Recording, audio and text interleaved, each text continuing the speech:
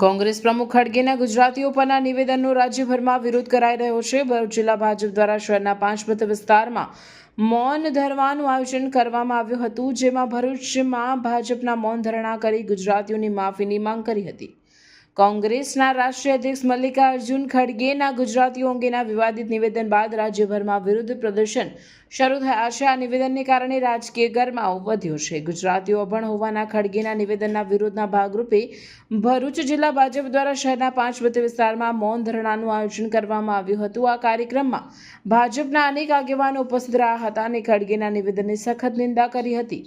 ધરણામાં જિલ્લા પ્રમુખ પ્રકાશ મોદી, ઉપપ્રમુખ નિરલ પટેલ, ધારાસભ્ય રમેશ મિસ્ત્રી, શહેર પ્રમુખ જતીન શાહ અને માંજ જિલ્લા પંચાયત કારોબારી અધ્યક્ષ ધર્મેશ મિસ્ત્રી સહિતના આગેવાનો જોડાયા હતા।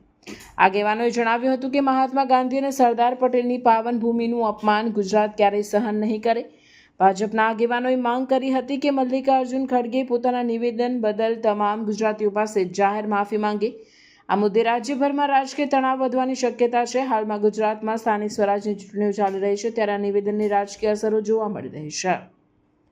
ખડકે તાજેતરમાં મહારાષ્ટ્રમાં એક પ્રચાર રેલીમાં ગુજરાતીઓ વિશે જે અપમાનજનક શબ્દોનો ઉપયોગ કરેલો છે અને એમાં પણ દેશના આદરણીય વડાપ્રધાન શ્રી નરેન્દ્રભાઈ મોદી અને દેશના ગૃહમંત્રી શ્રી અમિતભાઈ શાહ એના સંદર્ભમાં ગુજરાતીઓ અભણ છે, અશિક્ષિત છે, મૂર્ખ છે આવા જે શબ્દોનો ઉચ્ચાર કર્યો છે એ ગુજરાતની અસ્મિતા ઉપર ઉઠારા ઘાટ જેવો છે।